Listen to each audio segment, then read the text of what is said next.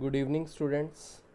Today we will study one topic of business studies plus one business studies. This is your subject teacher Ravinder Singh. Our topic is forms of business organization. After deciding a businessman takes the decision of doing the business, he will have to take the decision of that for which form of business organization he wants to go for. Either he can go for sole trader or partnership or Hindu undivided family or cooperative society or company form of organization. Today we will study about sole trader. As you can see in the picture, एक sole trader सारे काम खुद ही कर रहा है. उसको अपना trading का, मार्केटिंग का, अकाउंटिंग वर्क सब कुछ खुद ही देखना पड़ता है अपने बिजनेस के लिए.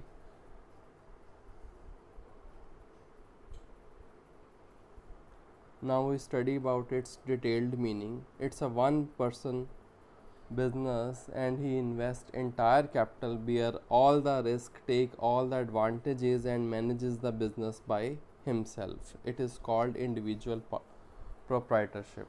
हाँ जी, जैसा कि आप मीनिंग में देख सकते हैं कि सोल ट्रेडर खुद का सारा पैसा इन्वेस्ट करता है बिज़नेस में, सारा का सारा रिस्क भी उसी का ही है और बिज़नेस के सारे एडवांटेजेस उसी को मिलते हैं. इट मीन्स कि जो प्रॉफिट होएगा वो सारा का सारा उसी का ही है. If we talk about its features, first is its easy formation and closure. Sole trader के लिए कोई ज़्यादा फॉर्मेलिटीज़ नहीं है. बिज़नेस को शुरू करने के लिए कोई इस पर एक्ट नहीं अप्लाई होता, कोई कंपनीज़ की तरह कोई कंपनीज़ एक्ट नहीं अप्लाई होता. इसको स्टार्ट करना बहुत इजी है सोल ट्रेडर के बिज़नेस को, और ऐसे ही सोल ट्रेडर को बंद करना भी जब चाहे सोल ट्रेडर अपनी मर्ज़ी से बंद कर सकता है if he is facing losses. Next is unlimited liability. Soul trader की लायबिलिटी अनलिमिटेड रहती है. इट मीन्स कि अगर उसकी बिज़नेस की लायबिलिटीज़ बढ़ जाएं तो उसकी घर की पर्सनल एसेट्स भी सेल करनी पड़ सकती हैं, यूज़ करनी पड़ सकती हैं, की जाती हैं rather. Next is sole risk bearer. Sole risk bearer means कि सारा का सारा रिस्क वही टॉलरेट करेगा, बिकॉज रिवॉर्ड उसी को मिलना है तो सारा का सारा रिस्क भी उसी का ही रहेगा. तो इसी वजह से कई बार सोल ट्रेडर इसके लिए हेसिटेट करता है बिज़नेस अपॉर्चुनिटीज़ को लेने के लिए कि कहीं उसको लॉस ना हो जाए, कहीं उसकी पर्सनल लायबिलिटी, पर्सनल एसेट्स ना इसके लिए यूज़ करनी पड़ जाए. Next we have is no separate entity. No separate entity means कि सोल ट्रेडर की कोई अलग से अपनी एंटिटी नहीं है. ऑनर और बिज़नेस एक ही समझे जाते हैं. Next is absolute control. सारा का सारा कंट्रोल सोल ट्रेडर का रहता है.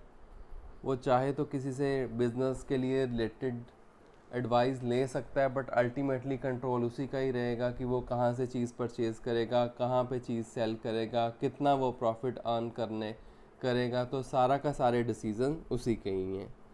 Next last point is lack of business continuity. Lack of business continuity means कि सोल ट्रेडर की बिज़नेस की जो कंटिन्यूटी है वो हम ये नहीं कह सकते कि वो सालों साल बिज़नेस करता रहेगा, बिकॉज वो इफ़ेक्ट होती है उसकी कंटिन्यूटी उसकी इलनेस से. उसके अगर उसको लॉसेस हो रहे हैं तो वो बिज़नेस बंद भी कर सकता है. अगर हम इसके एडवांटेजेस की बात करें तो जैसे हमने फीचर्स में पहले देखा है कि इसको बनाना बहुत आसान है. कोई इसके लिए कोई ज़्यादा फॉर्मेलिटीज़ करने की ज़रूरत नहीं है इसको बनाने के लिए. Optimum profit. तो ऑप्टिमम प्रॉफिट मींस कि सोल ट्रेडर के खर्चे कम होते हैं. एक शॉप पे ही उसने बिज़नेस करना होता है. जैसे कि आप शॉप्स वगैरह देखते हो अपने घर के आसपास, स्टेशनरी शॉप, बेकरी शॉप, उसके कोई ज़्यादा खर्चे नहीं होते, तो इसीलिए सारा का सारा उसका अपना ही प्रॉफिट होता है.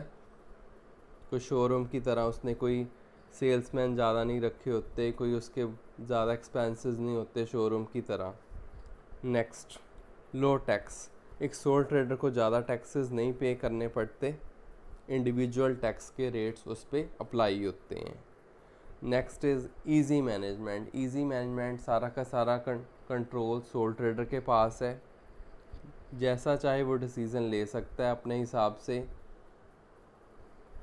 Next is proper decision making. Proper decision making, क्योंकि सारा का सारा कंट्रोल उसी के हाथ में है, कोई उसने किसी पार्टनर के साथ मीटिंग नहीं बुलानी, कोई उसने कुछ नहीं करना, तो इसीलिए जैसा चाहे वो बेस्ट डिसीज़न अपने लिए ले सकता है। Next is independence of owner. Independence of owner means he is independent, उसने किसी से कुछ नहीं पूछना, जैसा चाहे वो बेस्ट डिसीज़न अपने लिए बिजनेस के लिए ले सकता है। Next, personal relation with customer. बिल्कुल जी, जैसा आप देखते ही हैं घरों के आसपास इनकी शॉप्स होती हैं, इनको अपनी सोसाइटी के लोगों के घर भी पता होते हैं, उनके नेम भी पता होते हैं, इवन उनका खाता भी चलता होता है इनके पास जो उधार खरीदते हैं, तो इसके अच्छे रिलेशन बने होते हैं अपने कस्टमर से, तो दैट्स वाई इसको उनकी चॉइस का पता होता है, तो उसके अकॉर्डिंग ही उनको चीज़ सेल करता है और सर्विस प्रोवाइड करता है, होम डिलीवरी प्रोवाइड की जाती है। Next, better control. बिल्कुल जी, क्योंकि एक पर्सन का कंट्रोल है तो वो बेटर ही रहेगा, सारी चीज़ उसी के हाथ में है। नेक्स्ट, फ्लेक्सिबिलिटी इन ऑपरेशन। जैसा चाहे वो डिसीज़न ले सकता है, सब कुछ फ्लेक्सिबल है, उसने किसी पार्टनर से कोई साइन नहीं करवाने, कोई मीटिंग नहीं करनी, डिसीज़न जल्दी भी होते हैं। Next we have is easy dissolution. Easy dissolution means कि whenever he wants to dissolute his business he can do so if he thinks that he is facing losses or he is not able to continue his business due to his illness or some family problem. Last slide we have is demerits of sole trader.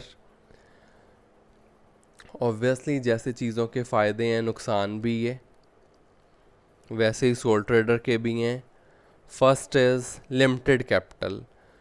Capital उसके पास limited रह जाती है, क्योंकि उसके अपने ही resources होते हैं, अपनी सेविंग से ही वो बिज़नेस करता है, तो इतने वो रिसोर्सेज अपने लिए इकट्ठे कर नहीं पाता। बैंक उसको लोन्स देते नहीं हैं, क्योंकि बैंक्स उस पर ट्रस्ट नहीं करते कि अगर कल को इसने लोन ना वापस किया तो हम क्या करेंगे। Next is uncertain life. Because uncertain life, उसको कल को कुछ एक्सीडेंट हो जाए, कल को उसको कोई इलनेस आ जाए तो वो बिज़नेस उसको बंद करना पड़ सकता है। Next is limited manage. Third is unlimited liability.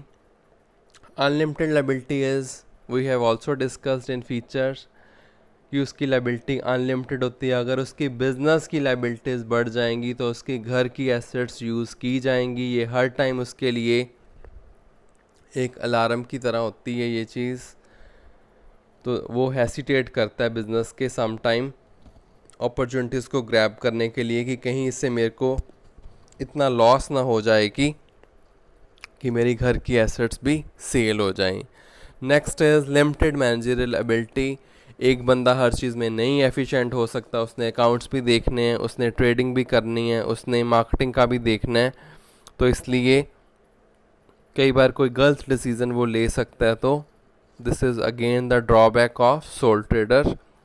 Next is unsound business decision. क्योंकि एक बंदा सारे डिसीज़न ले रहा है तो एक बंदा हर चीज़ में नहीं परफेक्ट हो सकता, तो दैट्स वाई उसके बिजनेस डिसीजंस गलत भी हो सकते हैं और उसको उसका लॉस टॉलरेट करना पड़ सकता है।